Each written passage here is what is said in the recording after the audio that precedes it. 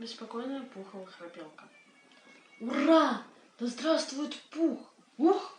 А кто это Пух? Ну, наш Пергорой. Кто-кто? Наш герой. Ну что же это наш Винни-Пух? Он самый. Да разве возможно сомнение? Он друга спас от беды. От беды? Ну, проще тебе сказать, от воды. Да здравствует Пух! Он остался сух, невзирая на все наводнения. Он плыл первый раз, но все-таки спас. Кого? Его. Кого его? Его. То есть того, кого надо.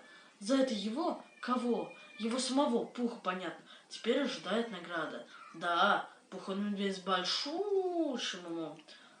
Да здравствует Пух! Повтори это вслух. С большущим умом.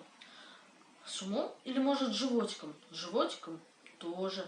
Поесть он любил. Ну и что же? Но все же, плавать он не умел, все же поплыл на таком корабле, на каком что скрывать, мы не можем назвать ни бригом, ни яхтой, ни лодкой, ни плотиком. Да здравствуй, здравствуй, здравствуй, Пух, че бестрепетный дух, ух! Да кликнем все вместе тройное «Ура!» Давно пора, и дадим ему то, чем его наградим. А может быть, просто ему зададим? Да нет же, вручим, или лучше вручем.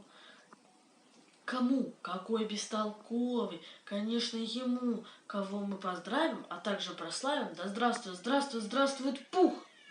Скажите мне только, а он тут при чем?